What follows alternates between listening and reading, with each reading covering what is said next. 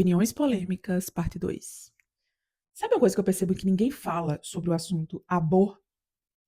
É que, tirando aqui toda a perspectiva moral, toda a perspectiva legal, toda a perspectiva de é vida ou não é vida, né? Esquece isso.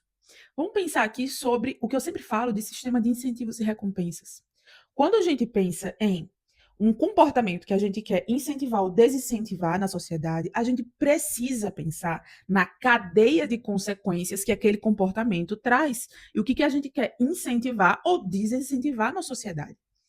E o que me parece é que, como eu falei, ninguém fala sobre isso, é que quando alguém defende a narrativa de que isso deve ser legalizado, filho dentro do útero, essa pessoa não percebe que ela está incentivando um comportamento de irresponsabilidade feminina, ou seja, se tira completamente a responsabilidade pelas consequências dos seus atos e se recompensa a atitude irresponsável de fazer sexo com alguém sem utilizar barreiras protetivas ou sem filtrar a pessoa com quem se faz.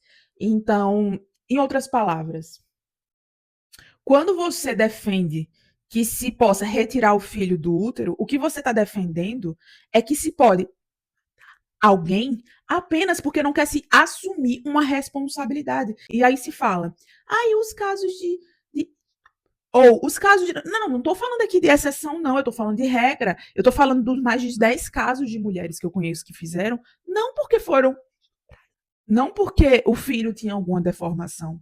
Elas fizeram porque elas não queriam assumir as consequências do seu ato de fazer sexo de maneira deliberada, sem depois assumir os efeitos dos seus atos.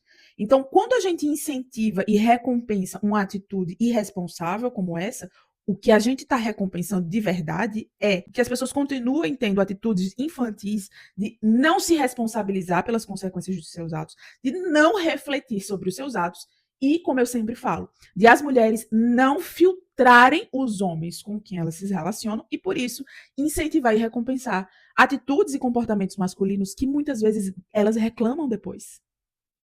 Mas elas reclamam sem perceber que elas estão recompensando esses comportamentos. É para esses homens que elas estão dando. E aí, quando vem um filho, indesejadamente, elas não querem assumir aquela responsabilidade sozinhas. Eu entendo. É doloroso mesmo. Eu sou mãe. Agora eu sou mãe com um homem bom. E é difícil. Imagine para uma mulher assumir sozinha.